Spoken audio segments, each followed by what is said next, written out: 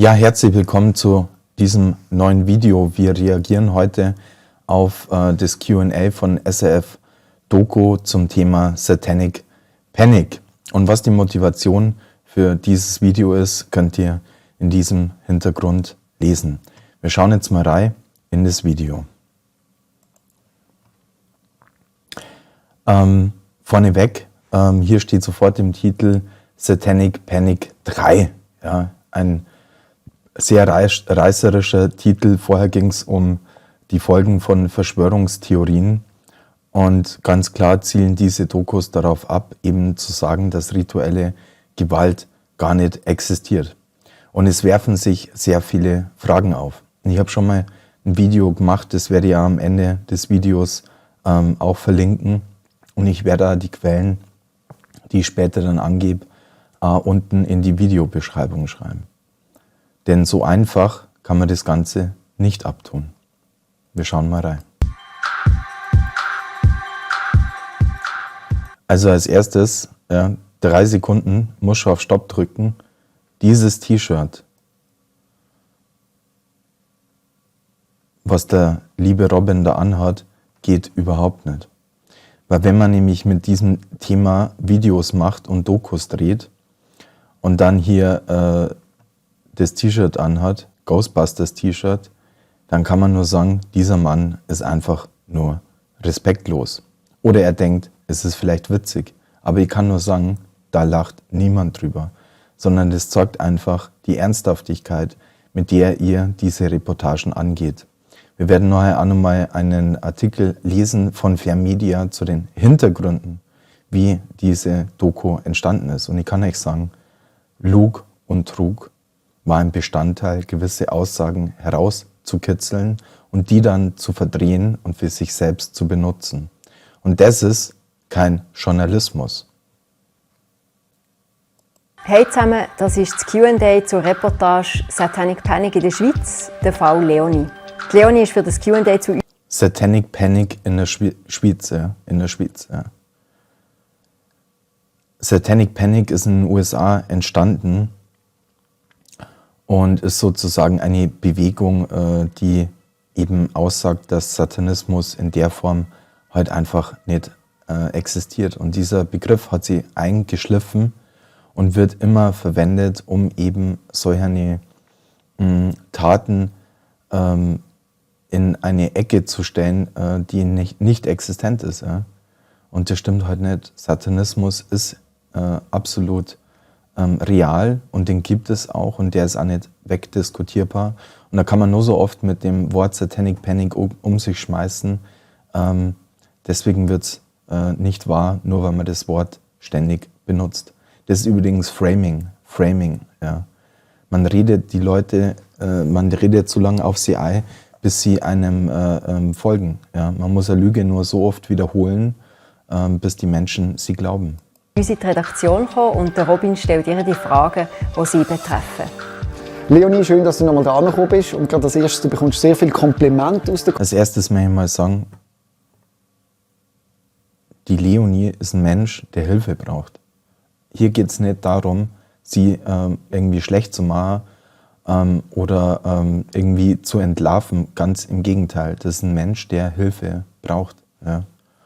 Und der Fokus von diesem Video liegt eher bei den Journalisten und nicht auf der Leonie. Weil sie einfach in gewisser Weise auch ein Opfer ist. Sie sagt später, sie ist in psychotherapeutischer Hilfe und sie ist psychisch krank.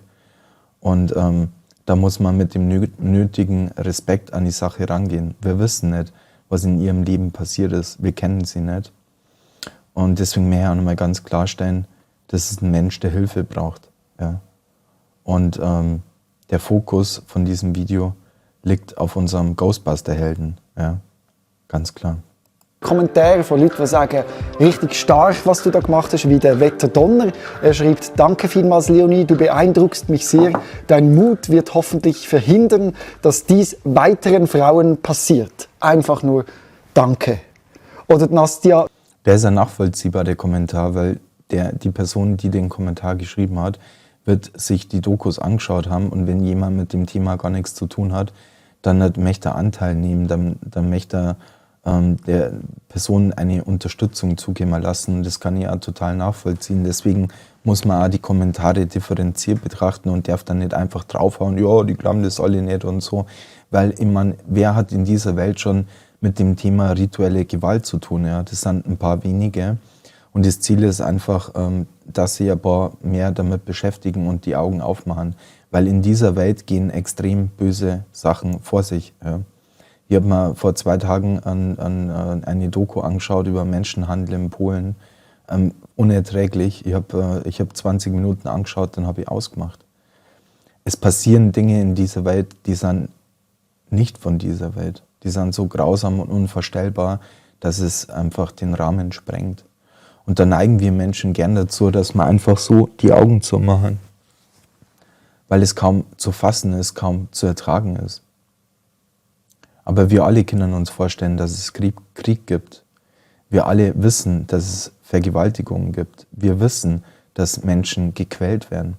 Aber wir wollen es natürlich nicht in Verbindung bringen mit irgendwelchen Kulten, mit irgendwelchen religiösen Gemeinschaften.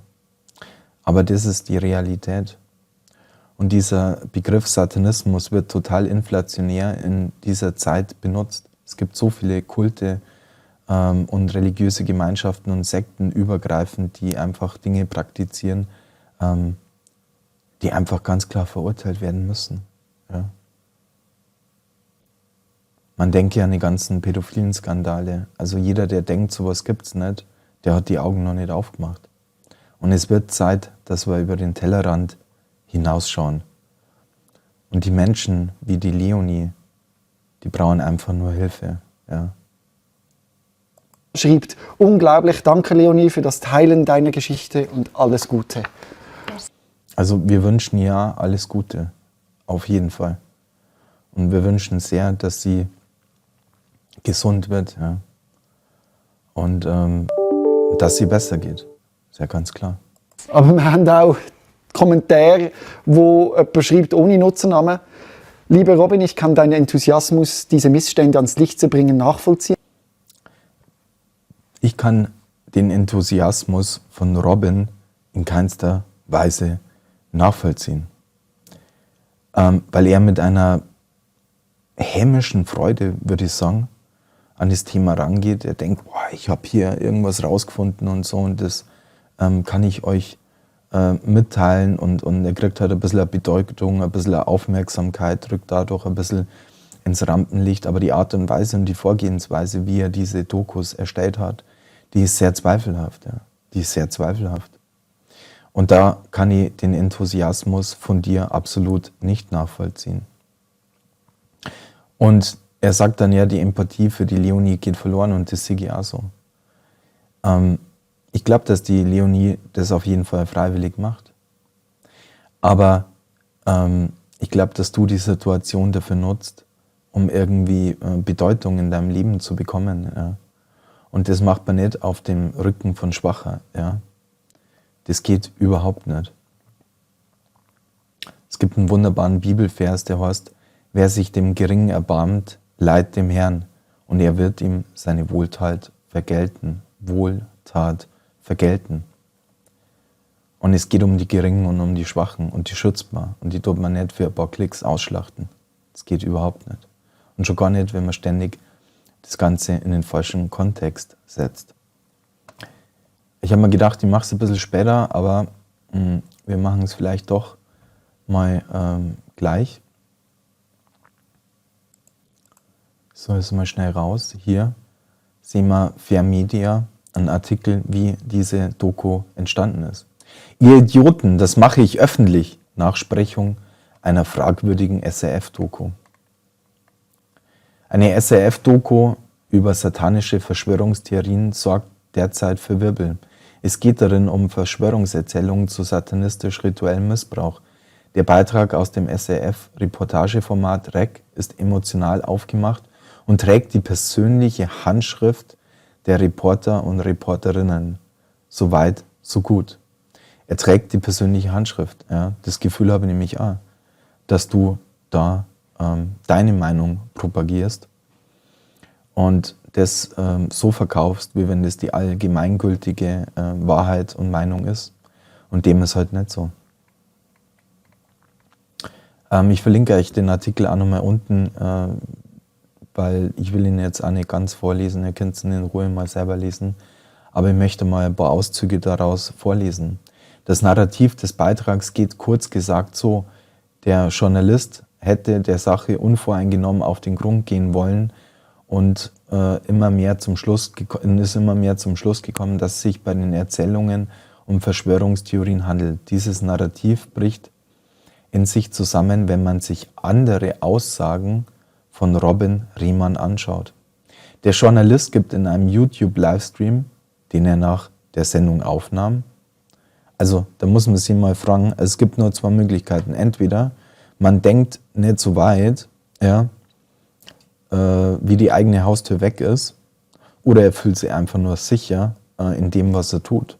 Ich tendiere eigentlich mittlerweile zu Zweiterem, ja, weil so dumm kann man ja gar nicht sein.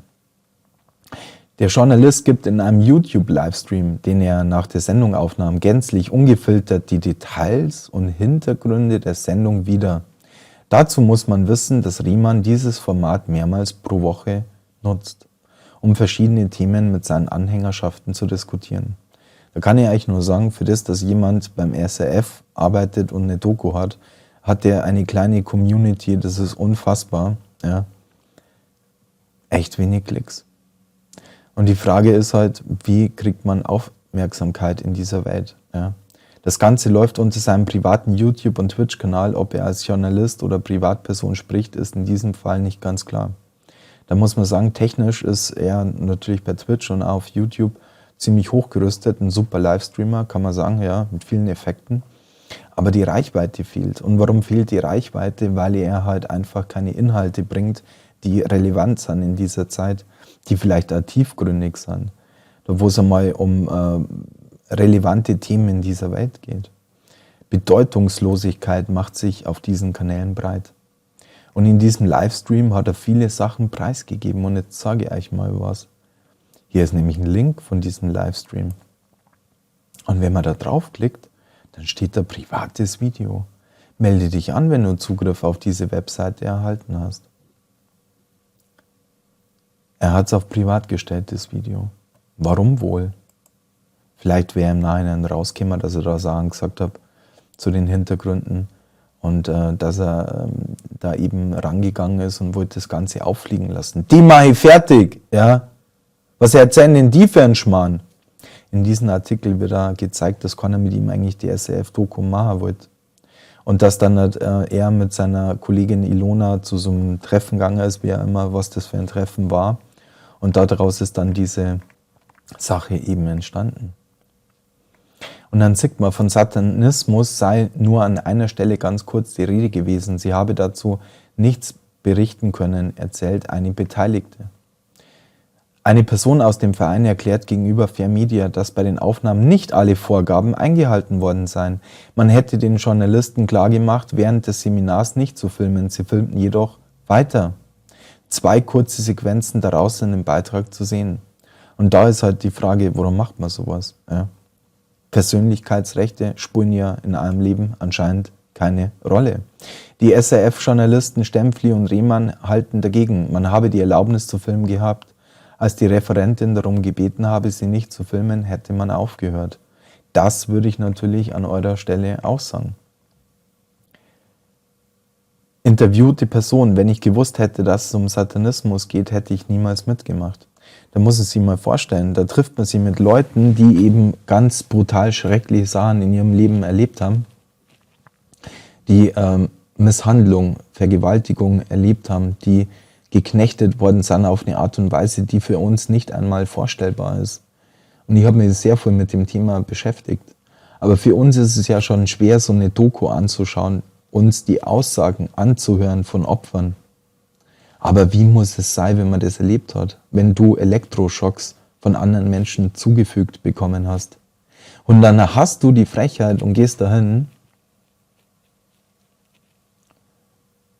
und versuchst Aussagen rauszulocken, verdrehst den Kontext, Eigentlich ist dein Ziel ja einfach nur über Satanic Panic zu sprechen.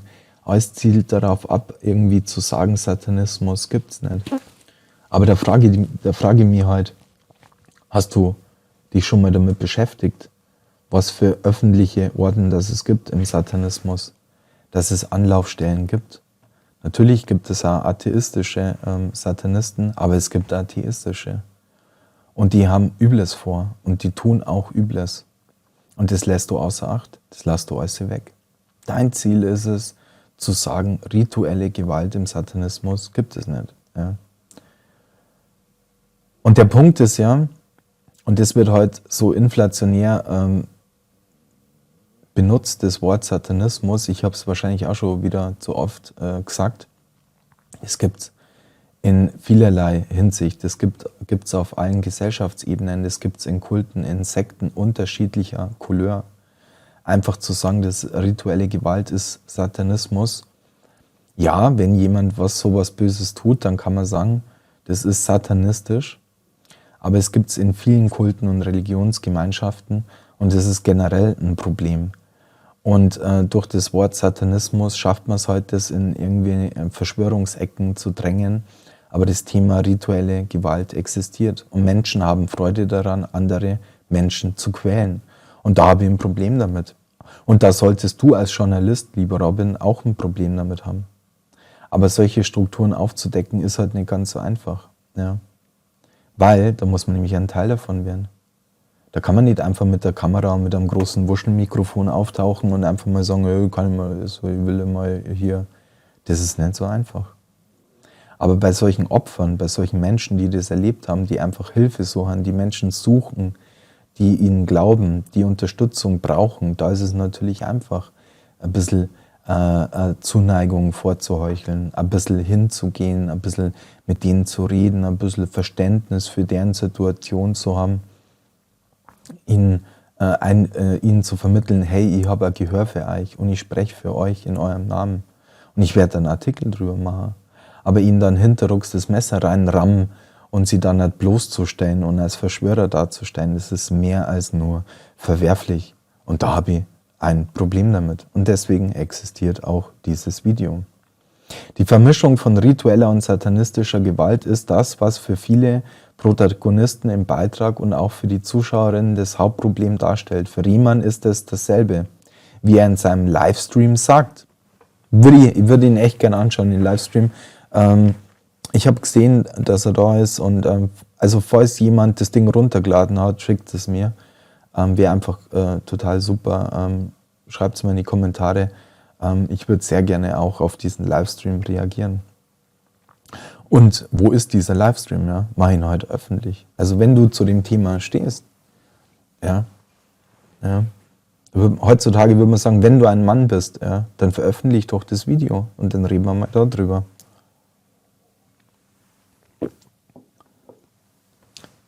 Der unabhängige Beauftragte für Fragen des sexuellen Kindermissbrauchs des deutschen Bundesregierung liefert eine Definition von ritueller Gewalt.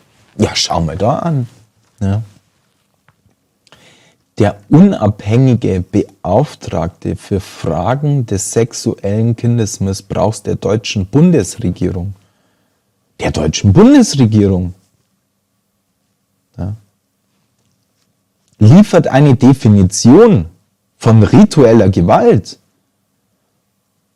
Und da redest du immer davor, das gibt es überhaupt gar nicht, es gibt keine Beweise und es gibt überhaupt keine rituelle Gewalt.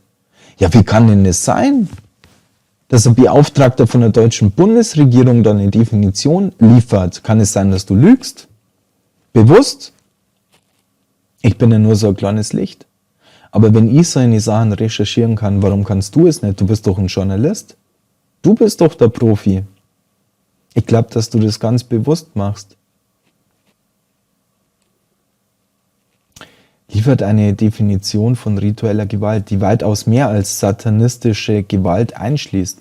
Die weitaus mehr als satanistische Gewalt einschließt. Das heißt, da stellt sich überhaupt gar nicht die Frage, gibt es satanistische Gewalt, ja oder nein? Sondern der Begriff, die Definition schließt sogar mehr ein. Ja? Was sagst du denn dazu? Rituelle Gewalt ist laut dieser Definition der Überbegriff, der jegliche Gewalt mit ideologischer Begründung meint. Jegliche Gewalt mit ideologischer Begründung meint. Also zum Beispiel von Sekten oder politischen Gruppierungen. Der Beauftragte, der unabhängige Beauftragte der deutschen Bundesregierung sagt, zum Beispiel von Sekten oder politischen Gruppierungen. Jetzt habe ich gedacht, das ist ja alles eine Verschwörungstheorie. Komisch, da steht politische Gruppierungen.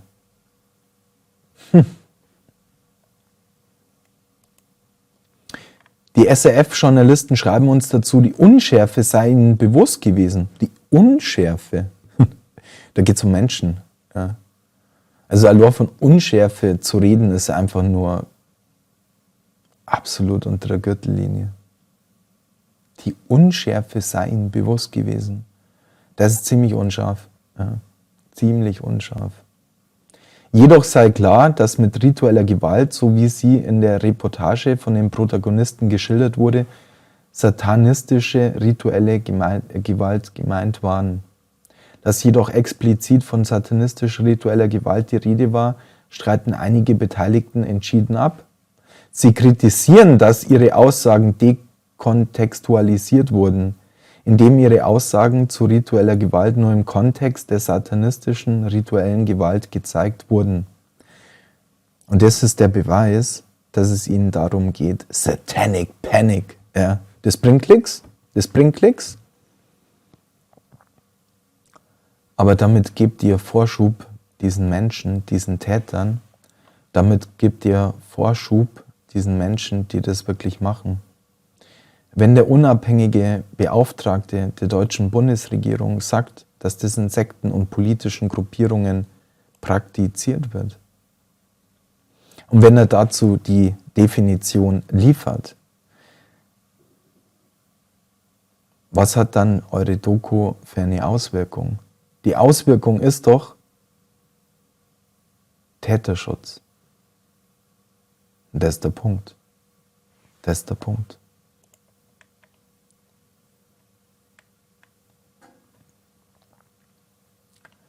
Kann man selber nachlesen. Von satanistisch-ritueller Gewalt ist in keiner der E-Mails, die Fair Media einsehen konnte, die Rede, auch als eine angefragte Person nachhakt. Sie sei etwas vorsichtig und unruhig und wolle wissen, was denn die eigentliche Stoßrichtung der Sendung wäre. Das darf man schon mal wissen, wenn man von einem Kamerateam interviewt wird, oder? Also ich würde das wissen wollen. Schreibt Rehmann nichts von Satanismus oder Verschwörungstheorien. Weil ganz ehrlich, wenn du brutale Gewalt in deinem Leben erlebt hast und du wirst interviewt, dann möchtest du nicht als Verschwörer dastehen. Und genau das habt ihr gemacht. Ihr habt Existenzen und Menschenleben stark beeinträchtigt. Und diese Menschen, die so Unsägliches erlebt haben, ja, wie unser Beauftragter hier oben schreibt, Sekten und politische Gruppierungen, wenn du da drin gesteckt bist und wenn du Gewalt erfahren hast, glaubt ihr eigentlich, dass die Menschen dann an sie nur trauen, überhaupt über das zu reden? Was tut ihr diesen Menschen an? Ja? Der Rechtsdienst von SRF hat gerade enorm viel zu tun mit uns, sagt Robin Rehmann. Das ist auch gut so. Weil diese Art und Weise ist einfach unfassbar. Fair Media Statement, unabhängig davon, was Interviewpartner sagen, verdienen auch diese Menschen Respekt und sollten nicht vorgeführt werden. Da bin ich auch dabei. Ja, diese Menschen sollten nicht vorgeführt werden. Das ist einfach nur eine Frechheit. Okay, wir sind etwas abgeschwiffen. Doch bei all deinem Eifer geht die Empathie für Leonie verloren. Oder Lia Ria schreibt, und wie fühlt sich die Patientin innerhalb dieser Reportage? Wird sie ungewollt ein weiteres Mal vorgeführt, obwohl gut gemeint? Ja, also ich glaube, das ist ja ein Kommentar oder zum Teil auch ein Vorwurf, der immer wieder kommt. Dass ich instrumentalisiert worden bin oder dass ich von euch benutzt werde oder nochmal gezwungen werde im Sinn von... Und dort möchte ich einfach ganz klar sagen, das ist nicht so. Ich habe das ganz klar von Anfang an, ich habe das wollen, weil es mir ganz fest wichtig ist, dass, wenn es möglich ist, niemand mehr in diese Art muss therapiert werden, wie ich es hatte. Niemand mehr diesen Leidensweg muss gehen. Dass die Leute, die das immer noch glauben, dass die das vielleicht erkennen, was bei ihnen passiert ist, wenn sie meine Geschichte sehen, dass ihnen vielleicht bewusst wird, bei mir ist das ähnlich gelaufen, ich bin auch in eine neue Therapie gekommen, dort hat man mir auch die Diagnose gegeben, hat mir auch angefangen zu erzählen, was ich angeblich ihnen sage, aber ich habe es gar nicht mitbekommen. Einfach, dass man das sich hinterfragt, was bei sich passiert ist. Und Leute, ich habe auch das Gefühl, ich bin total allein, wenn ich aus dem alles aussteige. Und im ersten Moment hat man das wirklich das Gefühl, aber man ist nicht allein. Die Neitomea 14 fragt, ist Leonie heute gesund? Nein, also ich bin natürlich immer noch psychisch krank. Dazu, zu meiner psychischen Erkrankung, ist jetzt einfach noch die ganze Belastung durch die Feldtherapie gekommen. Und das ist total schlimm und da muss man einfach Mitleid mit ihr haben. Ja. Aber das sitzt nicht nur eine Person, die eben in Psychotherapie ist, sondern 2 Personen. Ja. Wo auch muss aufgeschafft werden. Und dazu finde ich aber trotz meiner psychischen Erkrankung, ich darf trotzdem selbstbestimmt leben. Also sonst hätte ich einen Vormund oder irgendetwas. Ich kann selber entscheiden, wo ich lebe. Ich kann selber entscheiden, ob ich diese Sendung machen möchte, ob ich gezeigt werden oder nicht, trotz meiner Psyche. Der Punkt ist, dass sie eigentlich da gar nicht drüber spricht. Sie sagt eigentlich gar nicht, was eigentlich das Problem in ihrem Leben ist und wie sie ihre psychische Erkrankung eben zeigt und bemerkbar macht. Diese ganzen Hintergründe, was da eigentlich los ist, die werden eigentlich gar nicht geklärt oder erklärt. Nachher kommt dann nochmal eine kurze Szene, da möchte ich dann drauf eingehen, was sie sagt. Aber das wird komplett ausgespart. Also ihre Krankheitsgeschichte ist kein Teil von dieser Dokumentation. Und ich sage mal so, das sollte es sein. Also wenn man an die Öffentlichkeit geht und so einen Stein ins Rollen bringt, dann sollte man auch über die eigenen Problematiken im Alltag sprechen. Und dann sollte man auch das sagen. Ja. Weil sonst erzählt man nur einen Teil der Geschichte. Aber vielleicht ist ihr ja das nicht bewusst. Und da will ich ja nachher dann nochmal drauf eingehen. Psychische Erkrankung. Der Marc sagt jedoch, der Anfang von deiner Geschichte fehlt. Also, Genau, habe ich auch gerade gesagt, der Anfang von der Geschichte fehlt einfach. er schreibt, aus einem Grund bist du ja in die Therapie gekommen, oder? Das ist so, ja. Also ich bin schon lange psychisch krank. Aber psychisch krank, was heißt das?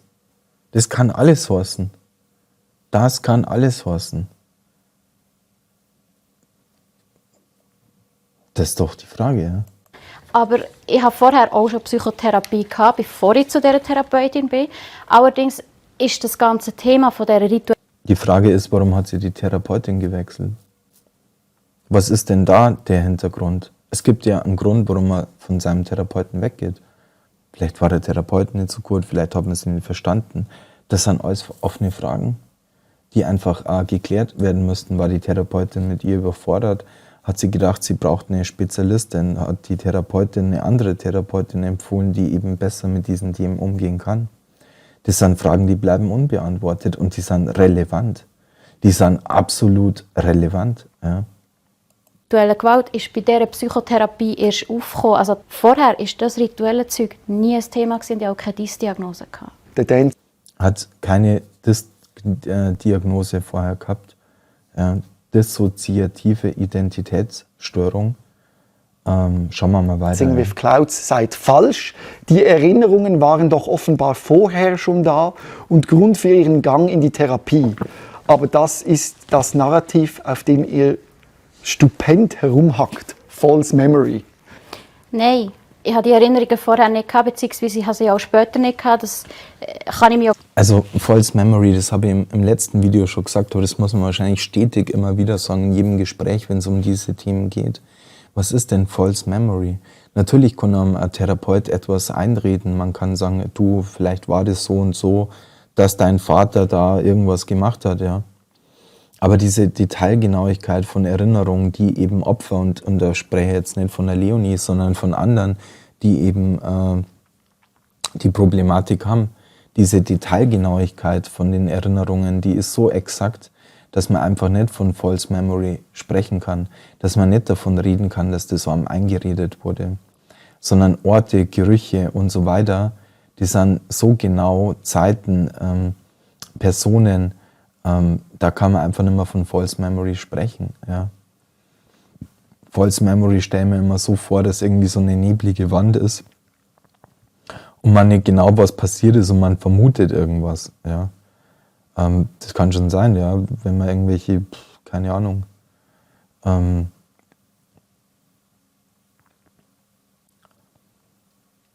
ja, also vielleicht ist das Beispiel jetzt auch nicht optimal, aber man kann einem kleinen Kind einreden, dass es einen Nikolaus gibt. Ja? Und das Kind glaubt daran. Aber das Kind würde ja nie ganz genau den Nikolaus beschreiben, wie er mit dem Schlitten auf dem Schornstein gelandet ist, wie er von seinem Schlitten abgestiegen ist, wie groß der Schlitten war, welche Farbe der Schlitten gehabt hat, was für ein Rentier das war, wie der Name von dem Rentier war, wie das Rentier ausgeschaut hat, wie er sich mit seinem dicken Bauch durch den Kaminscheinstoren durchgezwängt hat. Versteht ihr, auf was ich hinaus will? Die Detailgenauigkeit fehlt dann komplett. Natürlich glaubt ein Kind irgendwie dann vielleicht an den Weihnachtsmann. Ja? Aber ein Kind würde nie so detailgenau diesen gesamten Vorgang beschreiben. Und das ist eben der Unterschied zwischen False Memory und einer echten Erinnerung. Aber diese Unterschiede werden hier nie gemacht. Gar nicht daran, habe ich mich nie richtig daran erinnern. Das ist mir ja einfach alles so gesagt worden und irgendwann habe ich es übernommen. Aber bevor ich in diese Therapie bin, habe ich nicht mal gewusst, was ritueller Satanismus ist. Also die falschen Erinnerungen sind erst in der Traumatherapie bei der Traumatherapeutin. Habe nicht gewusst, was ritueller Satanismus ist. Das kann schon sein. Aber sie sagt dann nicht, was rituelle Gewalt ist. Da wird sofort die Verbindung gemacht, ritueller Satanismus. Aufkommen Genau. und sind falsche Erinnerungen und ist False Memory. Genau, und vorher bin ich aber auch schon in Psychotherapie gewesen, und dort ist das nie ein Da legt ihr es auch gleich wieder in den Mund. Ja. Thema gewesen. Hast du das können erkennen, oder hast du gemeint, das sind deine echten Erinnerungen? Also am Anfang hat mir ja immer gesagt, ich weiß es einfach nicht, weil es einen anderen Anteil erzählt. Ganz wichtiger Punkt. Ich weiß es nicht, weil es ein anderer Anteil von mir erzählt hat. Und jemand, und das wird da ganz kurz und schnell gesagt, und das kann man sehr schnell überhören, wenn man mit dem Thema jetzt noch nicht so viel zu tun gehabt hat, dann übergeht man das. Aber das ist eigentlich eine entscheidende Aussage. Ein anderer Anteil. Was heißt das? Das ist ein sehr schweres Thema und ich bin sicherlich kein Experte, aber ich kann euch ein paar Quellen zeigen und ein paar Sachen sagen, weil das Thema wirklich äußerst komplex ist und nicht so einfach zu beantworten ist. Aber es gibt da sehr gute Literatur dazu und es gibt sehr gute Videos, die eben das genau erklären. Es gibt auch YouTube-Kanäle, wo Personen Videos machen, die eben dissoziative Identitätsstörungen haben. Aber im Grunde genommen kann man sagen, ein Kind hat unter dem 5. Lebensjahr extreme Gewalt erfahren. Meistens sexuelle Gewalt, es kann bis hin zur Verwahrlosung gehen, sagt die Michaela Huber. Also es gibt sehr viele traumatische Erlebnisse, die dazu führen, und dissoziative Identitätsstörung ist eben keine Krankheit, sondern ist ein Schutzmechanismus vom Körper, dass wenn er extremer Gewalt oder extremen Dingen ausgesetzt ist, dass er dann eben seine Persönlichkeit spaltet und Persönlichkeitsanteile zum Schutz des Überlebens des Kindes entstehen.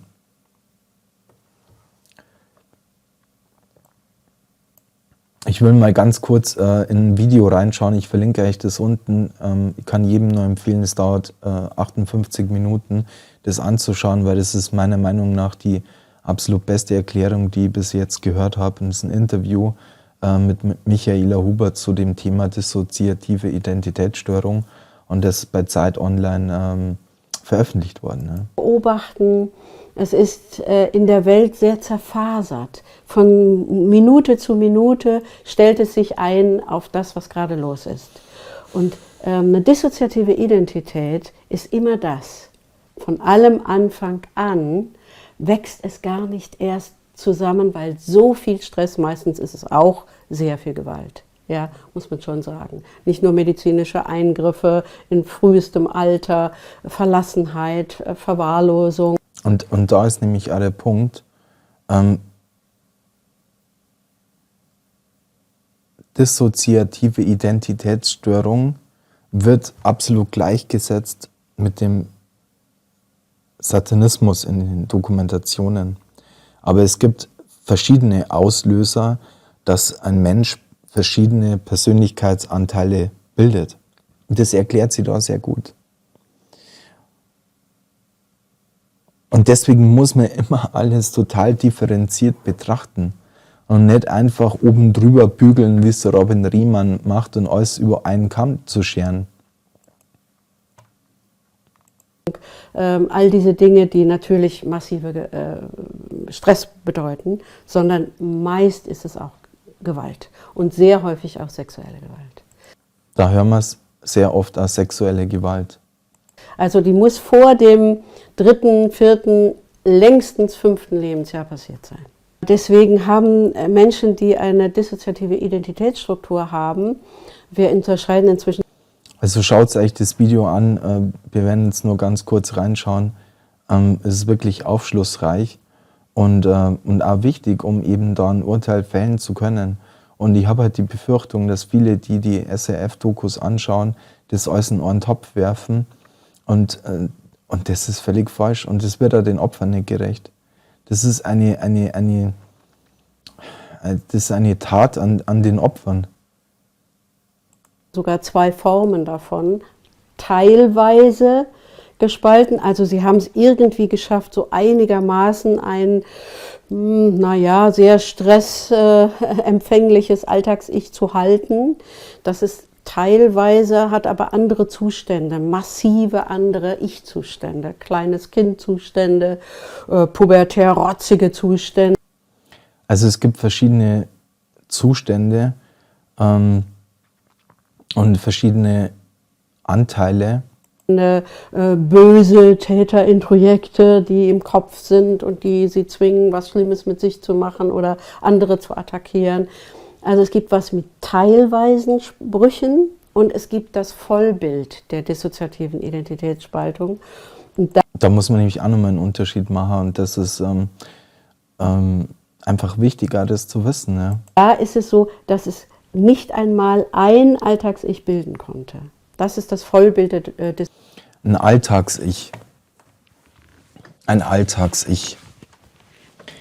Das heißt, in einer Person sind verschiedene Anteile vorhanden und dass unter Umständen, wenn eben keine Integration stattgefunden hat, dass die Anteile nichts voneinander wissen. Und für jede Situation sozusagen ein Anteil zuständig ist. Und dass es eine Alltagspersönlichkeit gibt, die eben, sage ich mal, den Alltag bewältigt und der Anteil auch von den extremen Sachen nichts weiß. Und es kann natürlich sein, dass es hier um einen Anteil geht, um eine Alltagspersönlichkeit, die von dem Ganzen nichts weiß.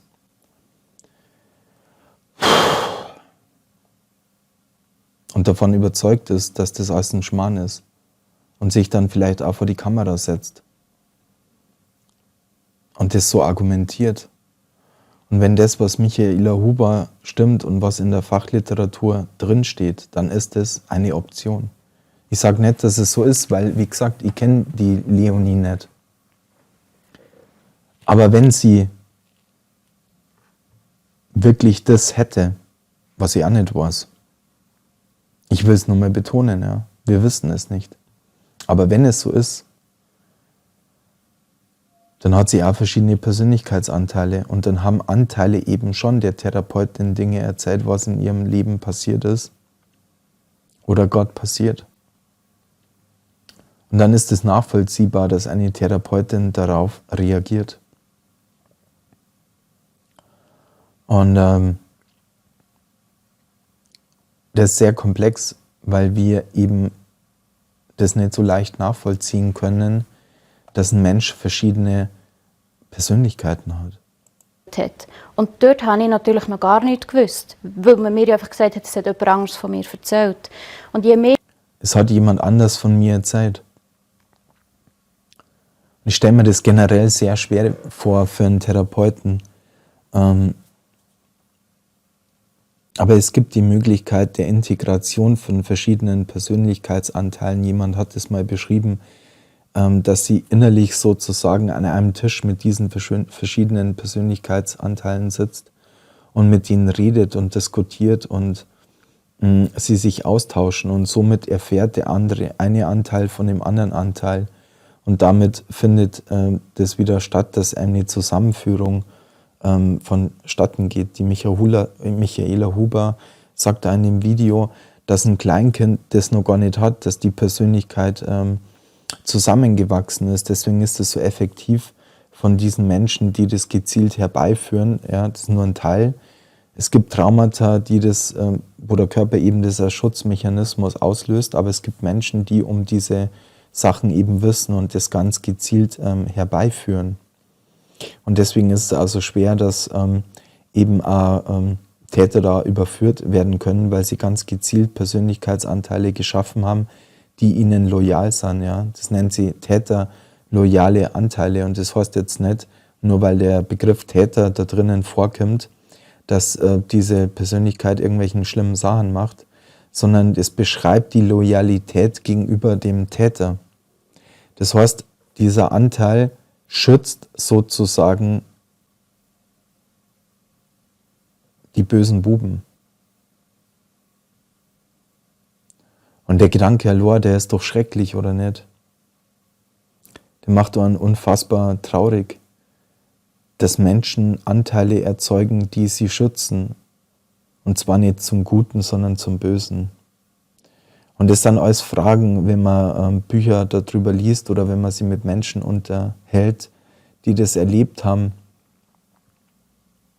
dass es unsagbar schlimm ist. Und wenn es hier der Fall ist,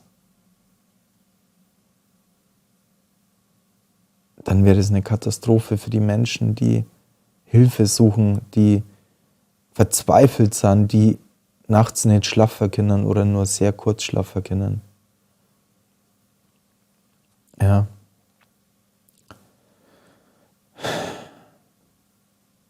Habt ihr schon mal drüber nachgedacht, wie deren Leben eigentlich so ausschaut? Voller Angst?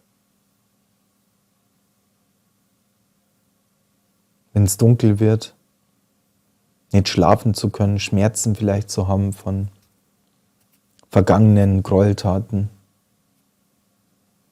die Unfähigkeit, Beziehungen aufzubauen, Vertrauen zu fassen. Das ist einfach nur schrecklich. dass ich über die Geschichte habe erfahren, was Satanismus und so ist. Und da muss man eigentlich den Menschen zur Seite stehen.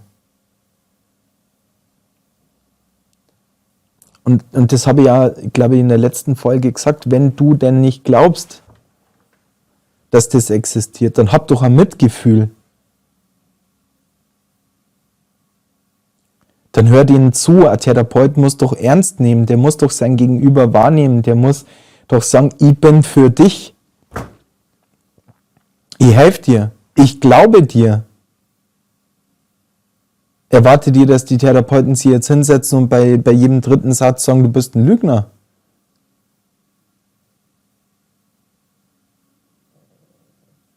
Was soll denn das eigentlich? Unabhängig davon, ob ich es glaube oder nicht, die muss doch die Person ernst nehmen. wenn ich ihr helfen will. Weißt, was ich angeblich erzählt habe in der Therapie, umso mehr habe ich dann das auch übernommen und habe das Gefühl gehabt, ja doch, vielleicht ist es ja so, jemand anderes von mir hat das erzählt. Dann habe ich das übernommen.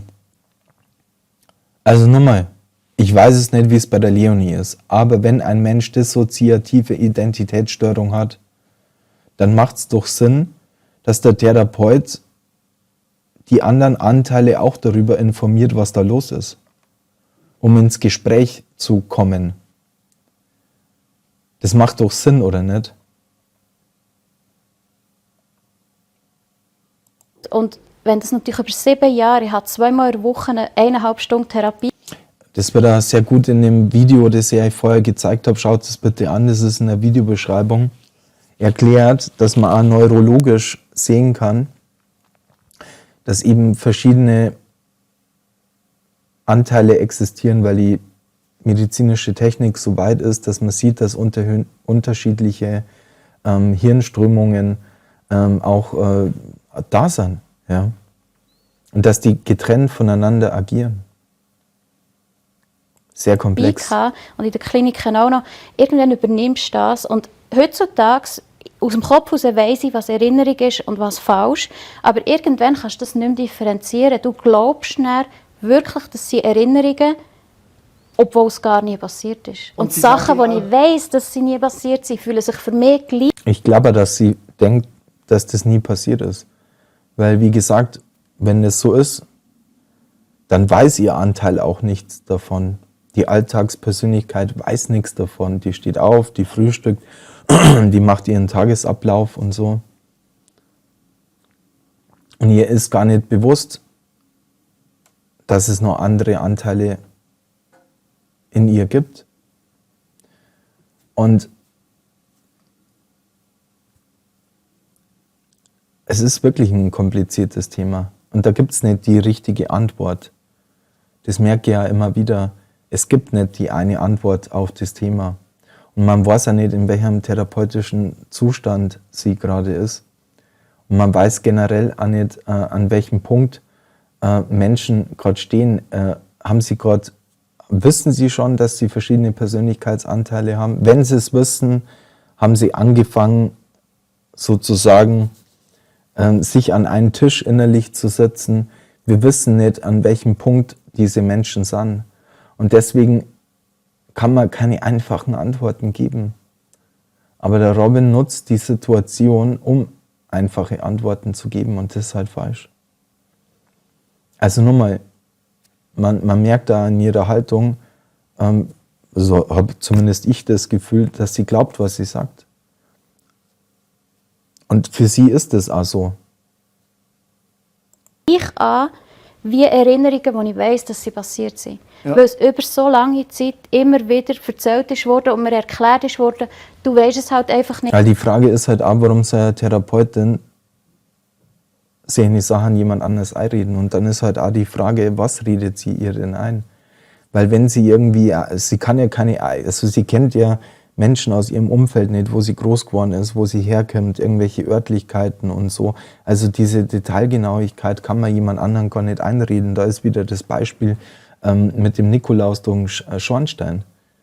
Ja, da werden ja ganz explizit Ereignisse geschildert in einer Detailgenauigkeit, die kann ja jemand anderes gar nicht so einreden, weil dann ist immer ein Fehler drin. Da geht es auf einmal um eine Person, die es gar nicht gibt oder so. Also das würde ja auffallen. Ja. Nicht, weil es jemand anderes von dir erlebt hat.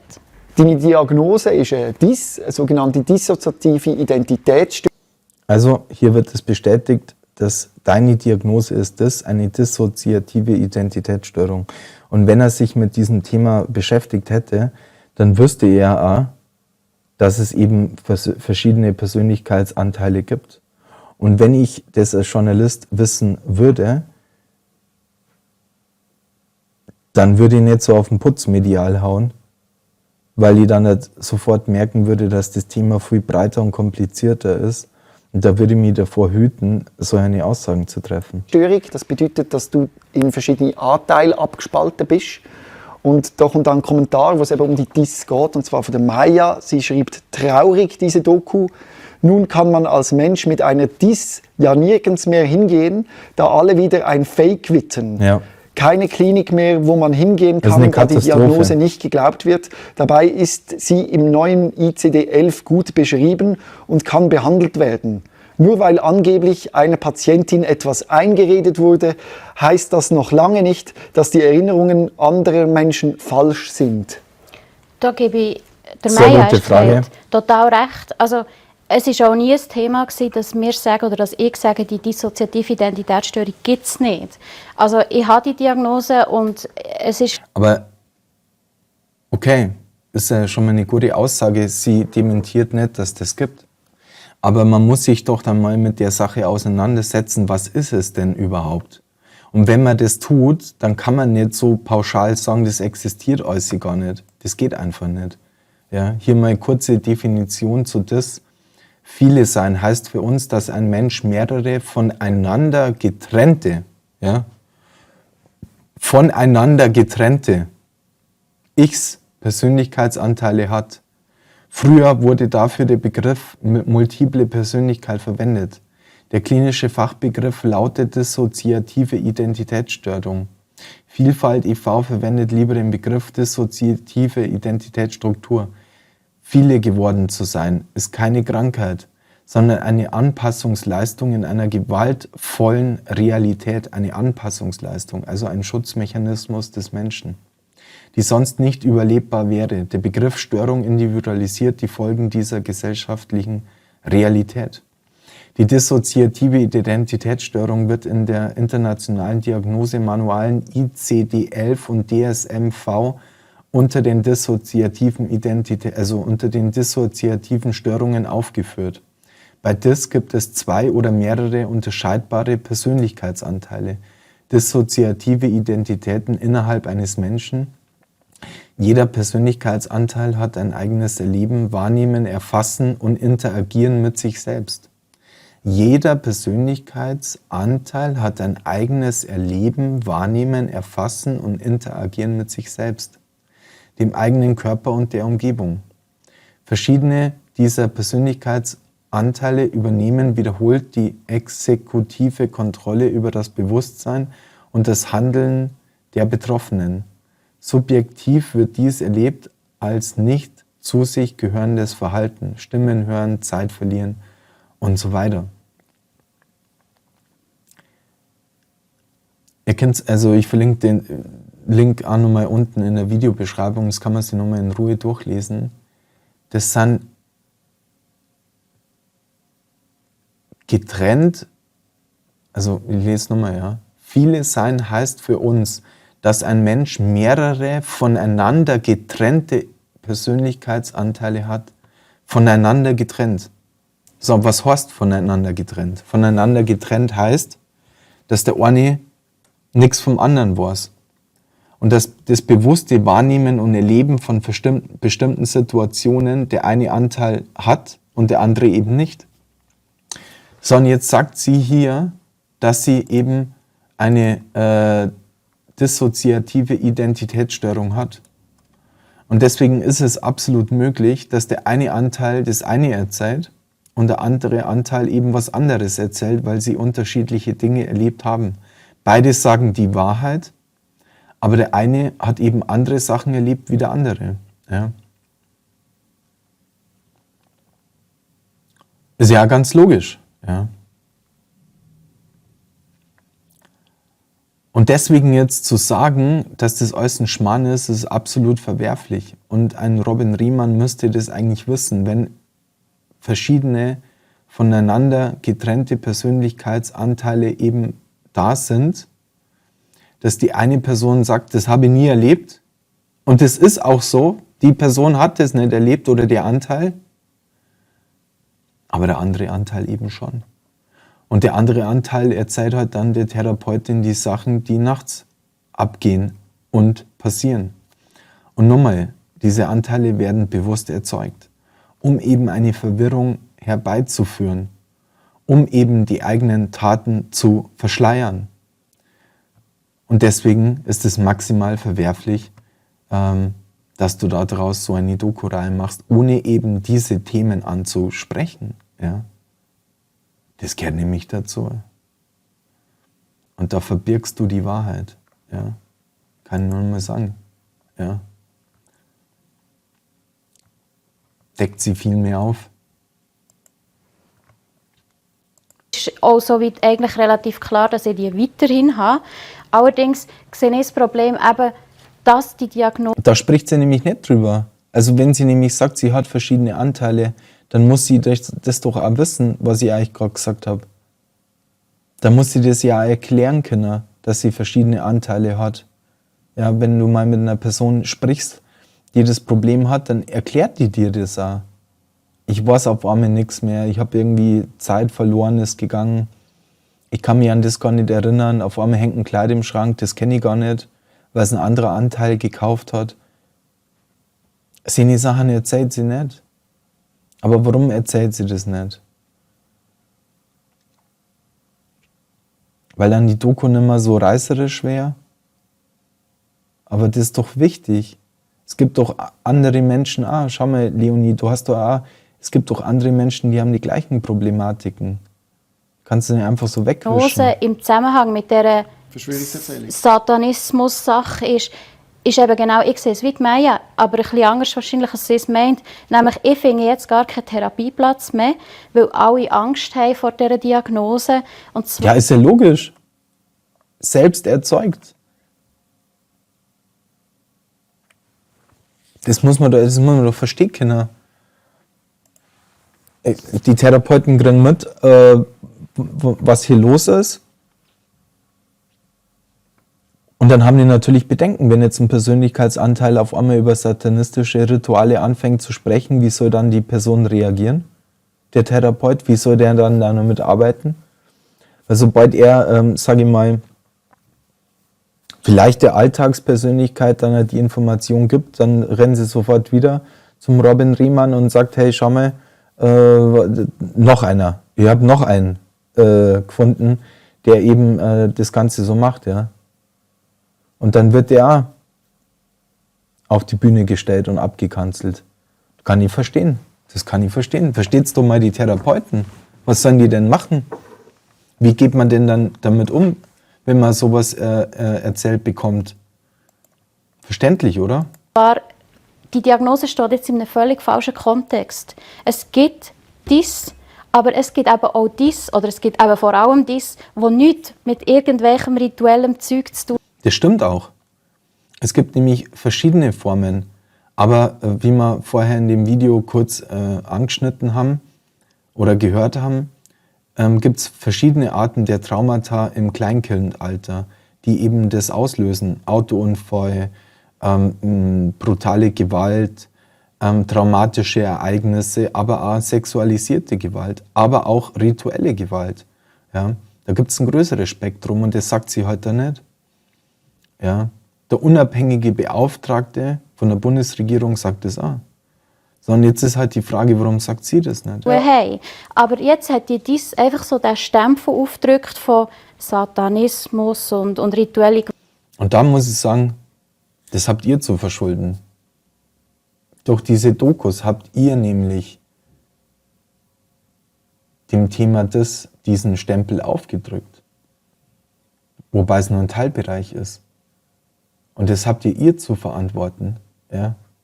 Titel Satanic Panic. Ja? Verschwörungstheorien. Ja? Das habt ihr verursacht. Gewalt und so. Und wenn man jetzt in eine Traumatherapie geht mit einer Diagnose dies, dann wird man gerade vorweg abgewiesen. Oder dann landet man wieder bei den anderen, die sagen, ja, du hast halt Erinnerungen und weisst es noch nicht. Und es muss aber ritueller Missbrauch sein, weil sonst alles andere ist zu wenig schlimm. Das ist das Problem am Ganzen. Zu wenig schlimm. Also das ist eine Aussage, die geht nicht. Das ist zu wenig schlimm. Wenig schlimm ist immer gut, oder? Welche Therapeutin wünscht sie denn,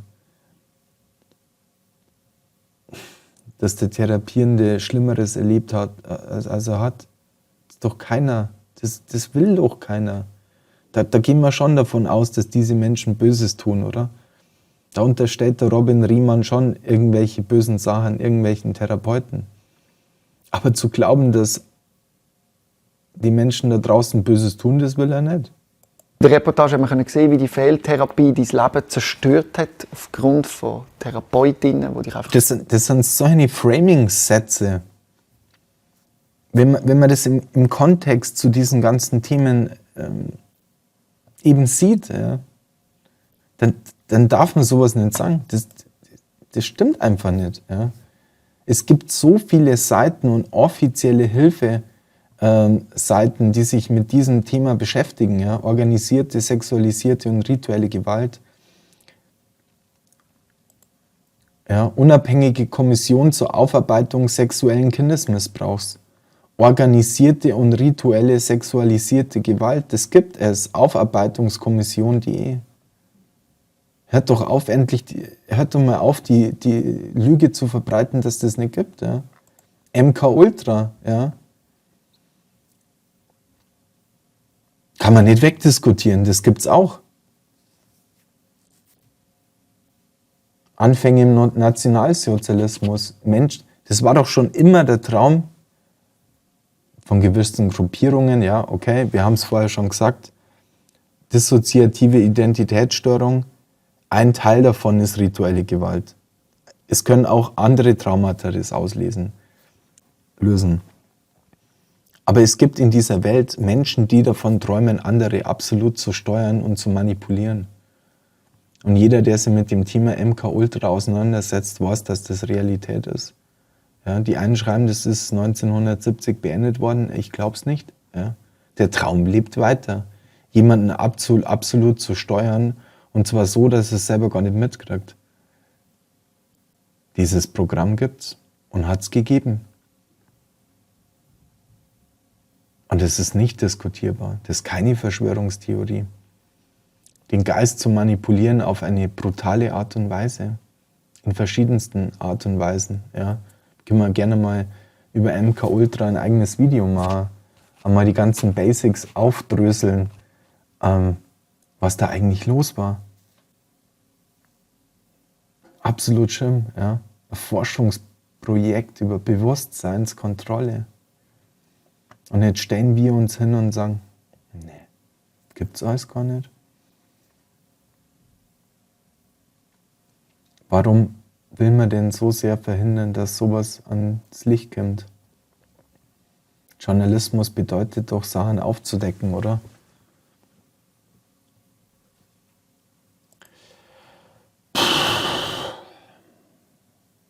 Falsch behandelt haben. Und viele interessiert jetzt, wie du weitermachst und was das für Konsequenzen wird haben. Der Fork 33 fragt zum Beispiel, wird juristisch vorgegangen und wenn ja, wie? Und wenn nein, warum nicht? Der Staat müsste da doch auch Interesse haben, dass du... Das wäre mal schön, wenn der Staat einmal da vorgehen würde und eben diese Strukturen, wo wir vorher gelesen haben, dass die mal aufgedeckt werden. Ja? Das wäre doch mal was.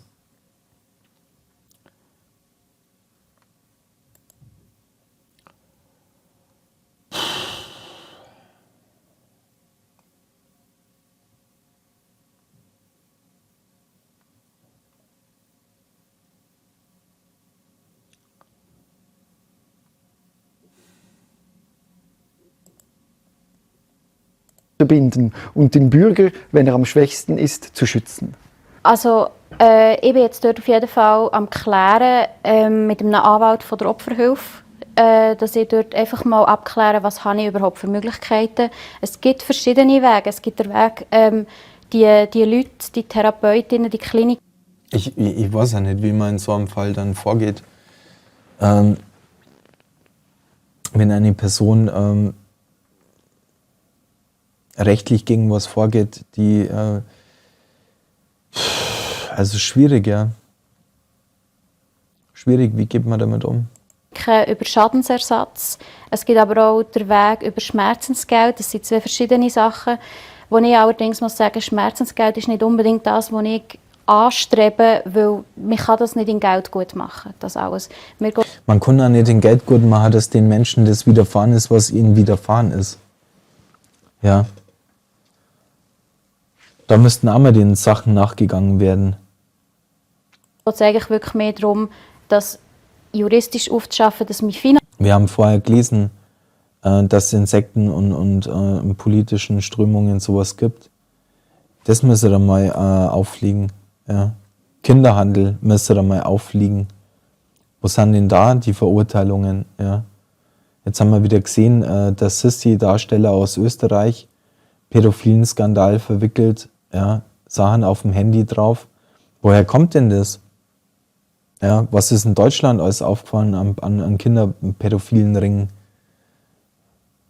Ja, Dutroux. Es gibt so viele Beispiele, wo man einfach weiß, da gibt es Gesellschaftsstrukturen, die sind maximal destruktiv. Und da laufen Sachen, die sind einfach unsäglich. Gegen das muss einmal vorgegangen werden. Ja, ich kann mich an die Bilder nur erinnern, 100.000 vor der belgischen Regierung, die protestiert haben.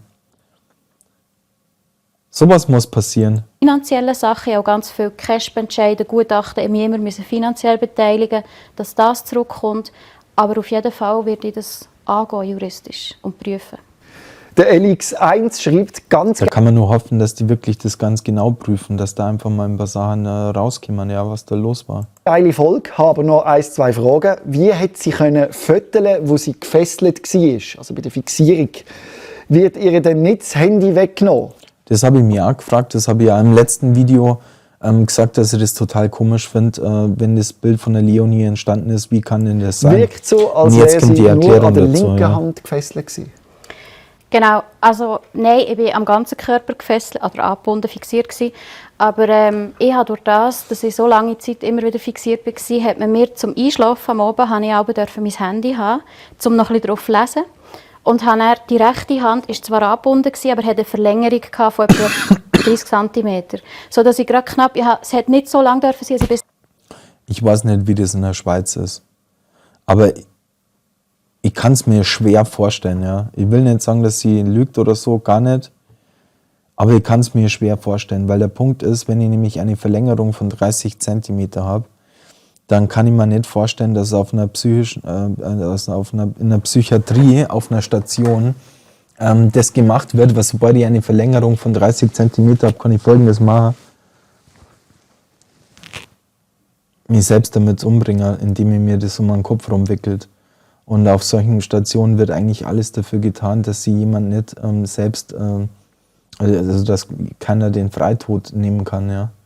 Also wenn das so ist, dann wäre das echt seltsam. Also wirklich seltsam. Also das ist eigentlich unglaublich. bis zum Haus kommen, wegen Seltsam, Suizidalität, Würgen oder so. Aber es hat so lange können sein, die linke ist ja so richtig angebunden. Ja. Kannst gar nicht bewegen eigentlich. Ja. Und die rechte hat eine Verlängerung gehabt, dass ich lesen konnte. Und so habe ich auch das Foto aufgenommen. Aber rein rechtlich darf man gar nicht mit Verlängerung auf diese Art und schon gar nicht mit dem Handy, eben weil es ja Suizidalität Okay, jetzt bestätigt sie das. Dass man das eigentlich gar nicht darf. Und ich finde es maximal ungewöhnlich, dass das so ist. Also echt, also das werden wir jetzt nicht auflösen, aber es ist so einfach ist ein bisschen seltsam. gefährlich. Aber ich habe es eben gleich bekommen und darum ist das Foto auch entstanden. Und etwas ist uns zwei ganz wichtig, und zwar das, was Also das Ghostbuster-T-Shirt, das nervt echt, oder? Das ist einfach respektlos, ey. Das ist ja unglaublich. Man, jeder kennt, was die Ghostbusters sind, dass sie Geister gejagt haben. Ja. Ja. Also, mega peinlich. Goldene Uhr und ein Ghostbuster-T-Shirt. Also, das ist echt unseriös. Leonie in der Reportage berichtet, das können wir alles belegen aus den vorliegenden Akten. Das sind nicht einfach Behauptungen Ja, da hat er jetzt Beweise. Genau. von ihr. Es sind in den letzten Wochen 2 Untersuchungsberichte publik geworden. Eine zu der Traumastation in Littenheid und eine zum Aber zu dem Bericht von Fair Media sagen sie nichts, oder? Ich will nur mal kurz einblenden, weil der ist nämlich wichtig. Ja. Da wird nichts dazu gesagt, über die Hintergründe. Ja. Also wie gesagt, der Livestream, der wär echt interessant. Ihr Idioten, das mache ich öffentlich. Ja, ja. Da merkt man, warum er die Doku gemacht hat, um andere zu denunzieren. Das ist der Beweggrund von unserem Robin. Ihr Idioten, das mache ich öffentlich. Dem ging es nämlich nicht um die Leonie.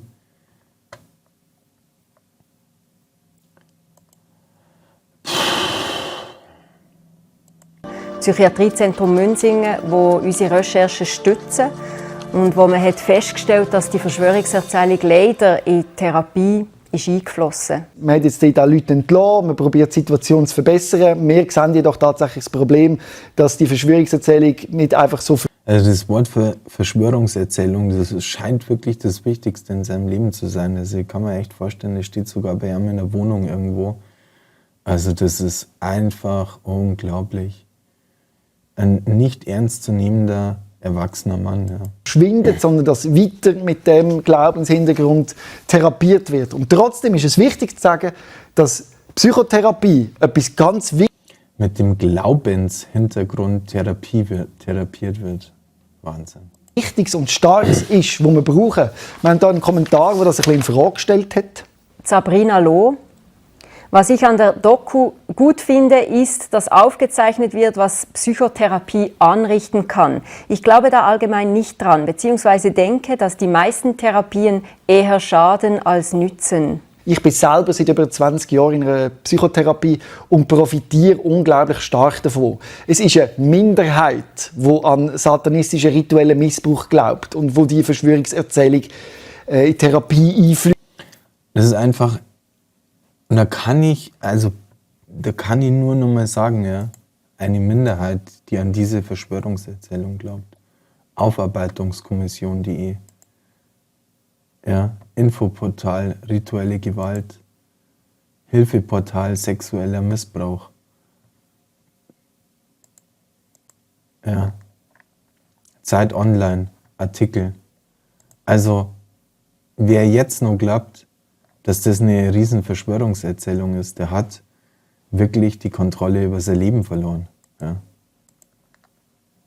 Und wir stellen ja nicht Psychotherapie an sich in Frage, sondern... Wow, das ist ja super, ja, Ilona. Stellst du nicht generell in Frage, das ist ja toll, weil wenn du das generell in Frage stellen würdest, dann würdest du auch deinen Kollegen links neben dir in Frage stellen. Der ist nämlich auch in Therapie. Auf einen Missstand herweisen. Ein paar von euch fragen in den Kommentaren, was man da dagegen machen kann, was man gegen die Verschwörungserzählung unternimmt und was der Staat dagegen macht. Zum Beispiel der Dave schreibt, wir leben im Jahr 2023 und es gibt Leute, die glauben an rituelles Teufelszeug. Kann das wirklich nicht... Also erst einmal muss man sagen, es gibt Religionsfreiheit, es gibt Meinungsfreiheit und ich darf erst einmal glauben an, was ich will. Das ist ein Bestandteil von Demokratie. Ja. Und zu sagen, dass sowas was nicht gibt, das ist ja wirklich eine absolute Farce. Ja.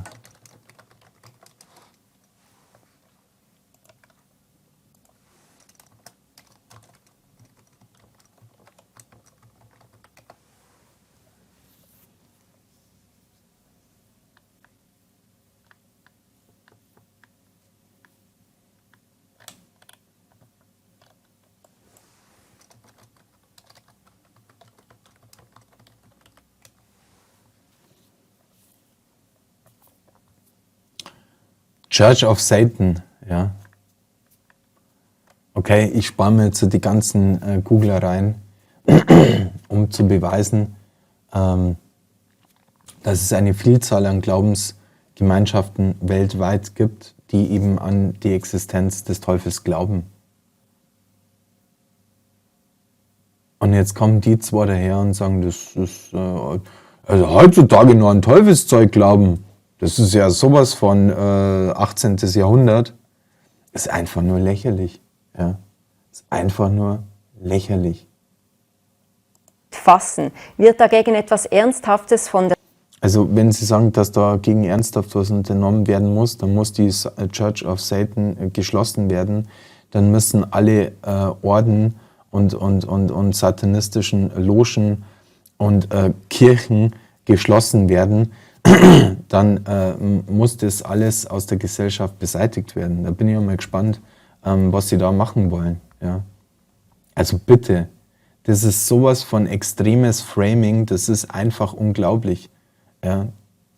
Der Seite des Staates unternommen, Untersuchung von Polizei oder Ähnliches? Der SP-Nationalrat Fabian Molina hat sich dieser Frage angenommen und hat eine Interpellation gemacht und beim Bundesrat gefragt, was er gegen die Verschwörungserzählungen in der Psychotherapie kann unternehmen kann. Und der Bundesrat hat auch geantwortet und gesagt, das Problem ist tatsächlich. Die Frage ist, was unternimmt er, dass immer mehr Menschen in Kirchen eintreten, die so heißen? Das ist doch die Frage. Was Menschen dazu bringt, dass sie in solche Organisationen eintreten, ja? In satanistische Orden. Das wäre doch mal eine Frage an den Bundesrat. Ja. Tatsächlich da. Und es gilt eine Nulltoleranz für Verschwörungserzählungen. Null Toleranz, Null Toleranz. Ja, genau. Da freust du dich.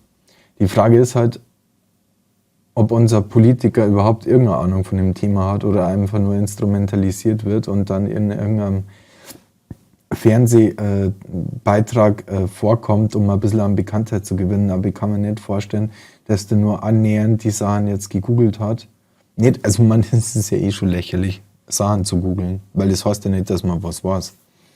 Aber ich kann mir nicht vorstellen, dass der sich so eine Seiten durchgeschaut hat, um einfach ein Fundament für seine Aussagen zu bekommen. Glaube ich nicht. In der Psychotherapie natürlich, aber die Verantwortung obliegt den Kantonen. Gott sei Dank. Gott sei Dank. Gibt es noch eine Entscheidungsfreiheit? Wir denken, wir gehen nochmal zum Fabian Molina ins Bundeshaus und gehen ihn fragen, was er jetzt dazu meint, zu dieser Antwort vom Bundesrat. Wie bist du zu dem ganzen Thema gekommen? Ein total junger Typ, aufstrebender Politiker, der wahrscheinlich nur die ein oder andere Karriere machen will. Über eure Recherche, ganz ehrlich gesagt. Über eure Recherche. Hat mit dem Thema noch nie was zu tun gehabt und dann sieht er einmal den Robin Riemann und dann sagt er, ja genau, das ist mein Thema, da steige ich drauf ein. Also das ist ja wohl...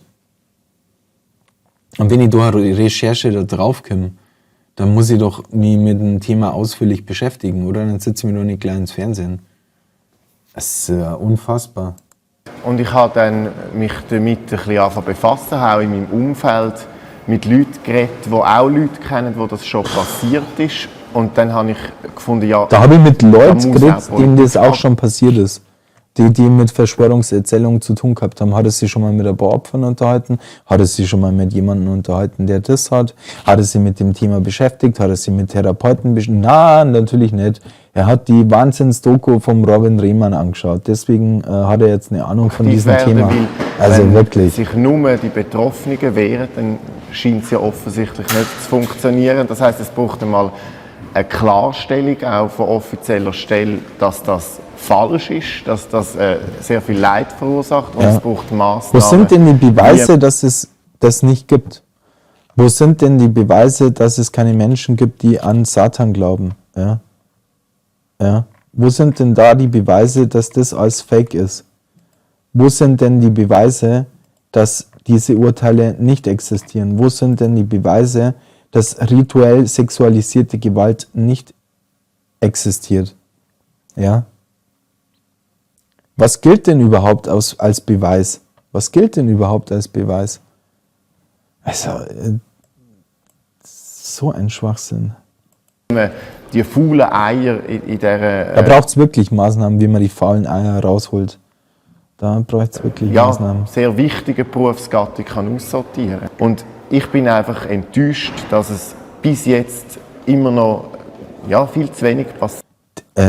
Was heißt, er ist enttäuscht? Hat er vorher was gemacht? Hat er sich vorher mit dem Thema beschäftigt? Jetzt ist er auf einmal enttäuscht. Ja, genau.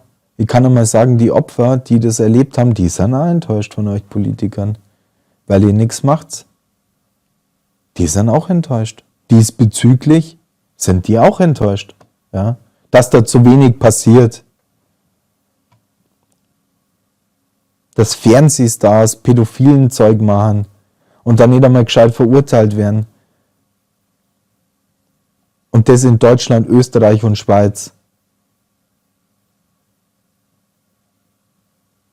passiert ist, seit ihr das auch aufdeckt. Wo sind denn die Top-Politiker? Die könnten sich mal darum kümmern, dass diese ganzen Darknet-Websites offline gehen. Dass das alles ausgehoben wird. Wo sind sie denn da? Nirgends sind sie da. Da sind wir auch enttäuscht. Ja? Hast du denn überhaupt schon mal bei dem Thema eingesetzt? Sexualisierte Gewalt in jeglicher Form? Bist du dadurch bekannt geworden, dass du Menschen hilfst? Weiß ich nicht. Keine Ahnung. Ich kenne die nicht. Den Skandal. Oder wir werden es nicht können verhindern, dass Leute irgendwelchen Blödsinn glauben oder als Spaghetti-Monster. Spaghetti-Monster gleichsetzen ist eigentlich eine absolute Frechheit. Absolute Frechheit. Ja? Ihr könnt jetzt mal verhindern, dass Kinder vergewaltigt werden. Das wäre doch mal was. Ja? Und das ist auch in einer liberalen Demokratie an sich noch nicht so ein Problem. Es wird dann zu einem Problem, wenn Leute in einer Machtposition, und ein Psychiater hat das Studium. Das ist wirklich ein Problem. Wenn Menschen in einer Machtposition sehen, Sachen mal, haben wir ja vorher gelesen, Sekten und politischen Strukturen. Das ist echt ein Problem. Ja? Da sollte man wirklich einmal was dagegen machen. Ja? Ein Stück weit eine Machtposition, wenn man Leute in Machtposition haben, die so Zeug glauben und dann auch Daten daraus ableiten. Und diese Leute muss man aus ihren Positionen... Was ist denn mit den Menschen, die in solchen Positionen sind und nicht Taten daraus ableiten, sondern diese Taten vollbringen, die das tun?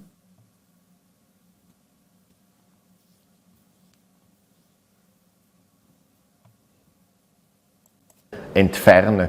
Und das geht nur über den Staat. Der Staat hat da eine Verantwortung, die Leute eben auch zu schützen. Genau. Der Staat hat die Verantwortung, die Leute zu schützen. Das ist eine super Aussage, aufstrebender Politiker, der weiß, was der Staat tun soll. Genau, deswegen ist nämlich der Staat gewählt vom Volk, dass er das Volk schützt und die Leute schützt. Das ist der Punkt. Starke Aussage. Respekt. Es braucht wie verbindliche Sanktionen, dass wenn jemand zum Beispiel wegen Mind-Control-Behandlungsfehler Er kennt den Begriff Mind Control. Das ist ja interessant. Da hat er doch einmal die Tastatur bemüht. Und wenn du weißt, was Mind Control ist, dann weißt du auch, dass das existiert. Und dann ist auch die Frage, was ist mit diesen Menschen? aufgeflogen ist und seine MK Ultra, lest es mal nach, was da los ist. Ja. Zulassung verliert, dass er nicht mehr abrechnen kann, und zwar schweizweit. Und da braucht es eine Harmonisierung bei der Also jeder, der irgendwas mit dem Thema zu tun hat, der wird schweizweit, darf der nur abrechnen können. Karriere aus, weg damit. Kantone, weil Kantone nehmen die Verantwortung schlecht und sehr uneinheitlich wahr. Da fragt man sich also schon, ob unsere Leonie einfach Pech gehabt, dass ihr die Psychotherapeutin geraten ist. Oder ob das jedem passieren könnte, weißt du? Du suchst Hilfe von einem Psychotherapeuten. Jetzt kommt die beste Stelle, die haben wir schon angeschaut. Dann sagt er, ja, jetzt googelt ihr mal den Person. Oh, da ist ja die Person da drinnen. Und plötzlich landest du Also jemandem, der wirklich so billig gemacht. Literatur verteilt und sagt, du wirst Peinlich. bedroht von irgendwelchen satanistischen Zirkeln. Da muss es doch ein Register ein wo Register sicher geben. ist, dass der Therapeut, wo man besucht, dass der gut ist. Und das gibt sogar ein offizielles Psychologie-Berufsregister. Also, Und jetzt sind wir da auf dem offiziellen Psychologie-Berufsregister vom BAG und geben mal den Namen. das gibt es wohl in jedem Land, oder? Ein Berufsregister, also Entschuldigung, das ist ja jetzt ja nicht die. Also man kann wirklich die unbedeutendsten Sachen episch ausschmücken. Das kann er gut, ja. Das kann er gut. Ein von Sucht er unserer nach den Namen der Therapeutin. Therapeutin. Oh Wunder, die steht im und Register. siehe da, Im Berufsregister. ganz offiziell ist Schau sie mir da an da. in dem Ganz offiziell. Berufsregister, Berufsregister. Und da werden nur Psychologinnen und Psychologen registriert, die über eine fundierte, eidgenössische und anerkannte Aus- und Ja, das ist doch positiv, oder? Das ist doch total positiv. Das zeigt nämlich, dass die Therapeutin schon eine Ahnung hat von dem, was sie tut. Weiterbildung in ihrem Fach. Der Einzige, der keine Ahnung hat von dem, was er tut, oder sagen wir mal vielleicht doch, bewusst tut, das ist da... Gebiet ausweisen können. Zudem ist die Therapeutin auch beim FSP, ein Psychologenverband. Ist doch auch gut, oder? Wir haben dem Verband geschrieben und gesagt, dass bei ihnen mindestens ein... Kleine E-Mail, gleich das ganze Umfeld zerstören, das ist ja heutzutage in. Also wenn ich jemanden nicht klein kriege, dann tue ich beim Arbeitgeber, dann tue ich beim Verband, dann tue ich versuche das ganze Umfeld gegen ihn zu positionieren, um dessen Leben einfach so schwer wie möglich zu gestalten. Eine Therapeutin ist, die sehr wohl an Mind Control und satanistische... Aber das ist doch kein Journalismus, oder? Journalismus ist doch wirklich... Zirkel glaubt. An Mind Control glaubt er auch nicht. Aha, interessant. MK Ultra gibt es anscheinend gar nicht. Das ist ja irgendwie total seltsam, weil das ist eigentlich so, würde ich mal sagen, ja. Keiner von uns mag Wikipedia-Quellen, aber wenn es da steht, dann wird sie an Robin Riemann schwer tun, das wegzudiskutieren. Also das ist eine Sache, da kannst du leider nicht über Verschwörung reden, weil da würden dir sehr viele widersprechen. Und da kannst du gerne mal eine Anfrage an die US-Regierung stellen, wie der Marcel Polte das immer herausragend gut macht. Und tue ihn wirklich Props geben an ihn an dieser Stelle, weil er sich das traut. Das kannst du ja auch mal machen, ob das existiert oder nicht. Lieber Robin Sie haben an ihrer Riemann. Stelle Namen geschrieben, dass Ihnen kein solcher Fall bekannt ist. Wir haben nochmal angeschrieben und gesagt, wir würden gerne mit jemandem reden, aber Sie sehen von sich aus intern anscheinend keinen Handlungsbedarf.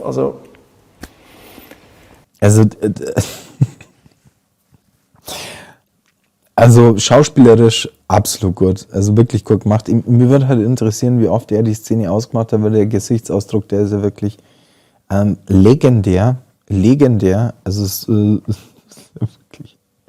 Finde ich persönlich ein bisschen schade. Wenn man außer Das finde ich persönlich wirklich schade. Ja, Szenenwechsel zum Ghostbuster-T-Shirt, kann ich dir nur sagen. betroffen ist von so einer Feldtherapie, dann sollte man sich beim Kanton melden und Beschwerden einreichen. Das sagt auch der Bundesrat. Jetzt ist aber das Problem, dass das gar nicht so einfach ist. Verschiedene Kantone. Und das ist dort, wo wir... Jetzt ist wieder Expertenzeit, das ist immer ganz gut. Bei den letzten 20% des Videos einen absoluten Therapeuten, Spezialisten reinzuholen. merken, es braucht eine nationale Ombudsstelle, die wirklich Leuten hilft. Das sind immer wieder so Situationen, oder das ist das Machtgefälle. Das ist so, man ist selber in der Krise. Genau, das Machtgefälle ist wirklich extrem verbogen. Oder als Angehörige jetzt in dieser Situation wird man beschuldigt, seine eigenen Kinder missbraucht zu haben oder geholfen. Ja, genau, das gibt es weltweit, dass Menschen ihre eigenen Kinder missbrauchen, und das ist keine Verschwörungstheorie. Und die Frage ist halt, wenn jetzt ein Kind kommt, wirst du das dann glauben oder nicht? Und ich würde generell jedem empfehlen, dass er es erst einmal glaubt. Weil Kinder denken sie nicht das aus. Ja. Und diese Aussagen sind extrem schwierig. Extrem schwierig. Weil es gibt brutal viel Kindermissbrauch auf dieser Welt. Und mit solchen Aussagen, da wäre ich vorsichtig. Da wäre ich wirklich vorsichtig. Zu haben, dass sie missbraucht wurden.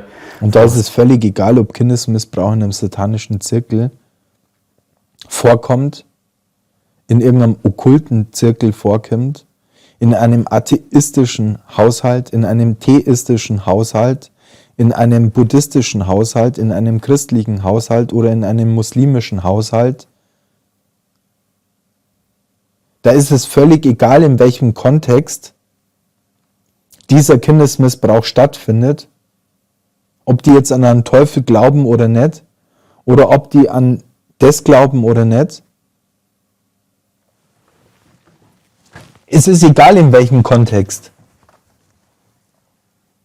Das gehört verfolgt. Satanistische Zirkel, Also Machtverhältnisse, die sind so ausgeprägt, dass wirklich die Schwierigkeit da ist, dass sich Betroffene nicht melden können. Und dort braucht es wirklich eine Stelle, die die Leute unterstützt. Ja, es braucht Stellen, wo die Opfer mehr Gehör finden. Das Was braucht's. sie beraten, was sind ihre Möglichkeiten, wo aber dann auch einen runden Tisch organisieren kann mit Organisationen wie eine KESP oder wie eine Klinik. Okay, wir springen Man ein muss Stück weiter. niederschwellige Möglichkeiten können gewähren, dass Leute sich melden können, damit im System Jetzt kommt emotionale Musik, Achtung. keine Fehler passieren. Bei unserer Reportage kommt ganz klar raus, es gibt Fehltherapien, die auf Grundlage von einer Verschwörungserzählung Jetzt kommt sein Fazit wieder mit epischer Musik hinterlegt. basieren. Und genau die fließen in der Psychotherapie ein. Und das ist ein Problem. Wir wissen, was das für Therapeutinnen sind, die wir in der Reportage ansprechen. Die Lady Black fragt aber, warum wird der Name der Therapeutin nicht veröffentlicht? Das ist doch wichtig, Das ist auch gut so. um die potenziellen Opfer zu schützen. Wir möchten auf Missstände hinweisen und nicht auf einzelne Personen zeigen. Zudem glauben wir, dass tatsächlich auch die Therapeutinnen sich rehabilitieren können, dass sie aufwachen. Das ist wirklich unglaublich, wie sie das machen, um also ihre Wahrheit hinzudrehen, um eine Chance eröffnen, Glaubwürdigkeit zu unterstreichen. Merken, dass ihre Verschwörungserzählung Sie hat die Chance umzukehren, laut Robin Riemann, von ihren Verschwörungstheorien abzurücken. Aber nochmal, was haben wir vorher gehört von der Leonie, dass laut Therapeutin Persönlichkeitsanteile ihr das erzählt haben. So, und wenn wir jetzt annehmen, dass das so war, von was soll sie dann abrücken? Soll sie dann die Wahrheit verleugnen? aufgehockt sind und vielleicht wieder normal können ihren Beruf ausüben, wenn sie das Ganze verarbeitet haben. Es gibt auch unter dieser Reportage wieder viele User, die sagen, die rituelle Gewalt, der rituelle Missbrauch, das existiere. Das gäbe es, die Gewalt, die ganz schlimme Gewalt. Wir können uns das einfach nicht vorstellen. Zum Beispiel Solana Malia Berger, sie schreibt, sehr wichtiges Thema und ein wichtiger Aspekt von einem großen Ganzen. Ich finde es einfach so schade, dass die Doku so einseitig ist. Rituelle Gewalt existiert. Die Opfer haben es schwer genug gesehen zu werden und dann wird ihnen die Glaubwürdigkeit quasi abgesprochen. Bis zum heutigen Tag gibt es keinen einzigen Beweis, dass es im Untergrund elitäre, vernetzte Täter. Also, ich kann nur noch mal die Seiten einblenden. Ich werde nicht müde. Infoportal Rituelle Gewalt, Urteile in Deutschland. Da gibt es auch noch Urteile weltweit. Hier Aufarbeitungskommission.de. Hilfeportal Missbrauch, organisierte, sexualisierte und rituelle Gewalt.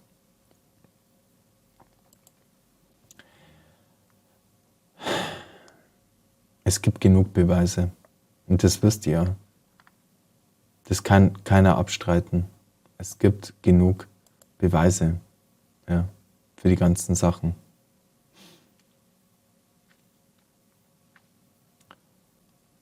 Der unabhängige Beauftragte der Bundesregierung sagt, dass es sowas gibt. Aber jetzt kommt ihr und sagt, das gibt's alles nicht. Und vernetzte Täterschaften im Untergrund, die elitär sind, die gibt's auch. Kinderhandel, Ringe, das gibt's alles. Und jetzt kommt ihr und sagt, das gibt's nicht. Täterschaften gibt, die ihre Opfer quälen, missbrauchen, ihre Persönlichkeiten spalten. Ja, das gibt's. Und das wisst ihr ganz genau. Definition des, wie entsteht eine gespaltene Persönlichkeit. Wie entsteht das? Durch Missbrauch. So entsteht das. Persönlichkeiten werden aktiv gespalten und programmiert. Das gibt es. Wie könnt ihr sagen, dass es das nicht gibt? Damit macht ihr euch selbst zu Lügnern. Und Programmieren, das ist eine Verschwörungserzählung und das erklären wir euch. MK Ultra, was war das? War das nicht auch Folter? War das nicht auch den Geist zu beeinflussen, den Verstand zu verändern? War das nicht ein Bestandteil seit dem Zweiten Weltkrieg? Ich würde schon sagen, dass das war. In unseren beiden Vorgänger-Repos und in den Q&As gehen verschiedene Experten, Fachleute auf das ein und erklären, dass die rituelle Gewalt so in Zusammenhang eben mit dieser Verschwörungserzählung nicht existiert. Ich lese euch mal einen sehr guten Vers vor. Eine sanfte Antwort wendet Grimm ab, aber ein kränkendes Wort erregt Zorn. Und jetzt kommt der entscheidende Vers. Die Zunge der Weisen fördert Erkenntnis, aber der Mund der Toren lässt Narrheit sprudeln. Aber der Mund der Toren lässt Narrheit sprudeln.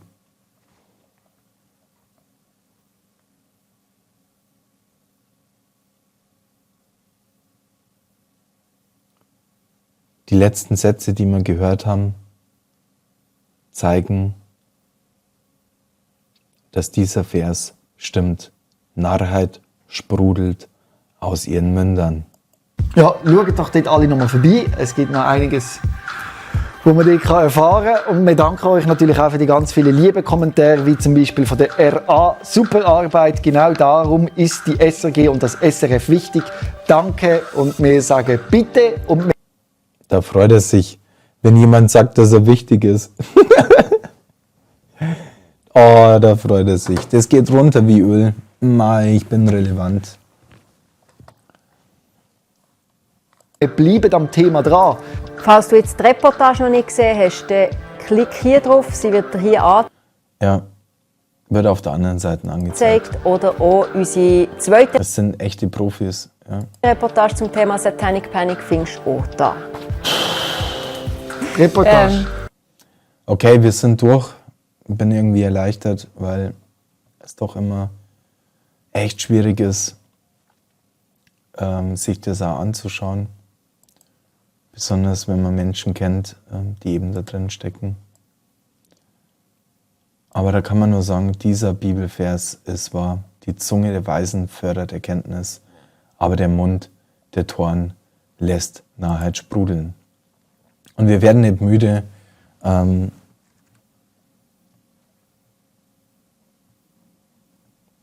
die Menschen aufzuklären, was in der Welt eigentlich los ist.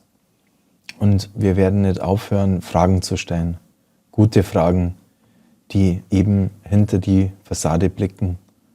Und ja, ich möchte euch bitten, wenn ihr dem Thema noch keine Aufmerksamkeit gegeben habt, lest genau noch, beschäftigt euch genauer mit dem Thema. Es ist so einfach, dass man ein paar Schlagwörter in den Raum wirft und damit andere diffamiert. Aber damit ist es nicht getan. Man muss sich mit Themen intensiver auseinandersetzen. Und ich kann euch nur auffordern, fangt an zu googeln, fangt an Sachen zu lesen, bestellt euch Fachliteratur, schaut euch das Video von der Michaela Huber an. Die Wahrheit ist oft nicht mit einem Satz beantwortet, sondern durchaus komplexer. Aber unser Anliegen ist es, eben die Wahrheit ans Licht zu bringen und unser Anliegen ist es, die Wahrheit auch kundzutun. In diesem Sinne, danke für eure Aufmerksamkeit. Schreibt in die Kommentare, wie ihr zu dem Thema steht und wie ihr das Ganze seht. Und wenn ihr irgendwelches Material habt, das ich außer Acht gelassen habe, und es ist unglaublich viel, es gibt so viel Material dazu, dann schreibt es gerne in die Kommentare und schreibt da gerne in die Kommentare, was ihr noch für Videos sehen möchtet. Welche Themen, sollen wir mal was über MK Ultra machen, sollen wir mal auf einen Satanisten reagieren, sollen wir mal darüber ein Video machen, welche Themen interessieren euch? Und ich will versuchen, das so seriös und ernsthaft aufzuarbeiten, wie nur irgendwie möglich. Und in diesem Sinne, macht's gut. Bis zum nächsten Mal.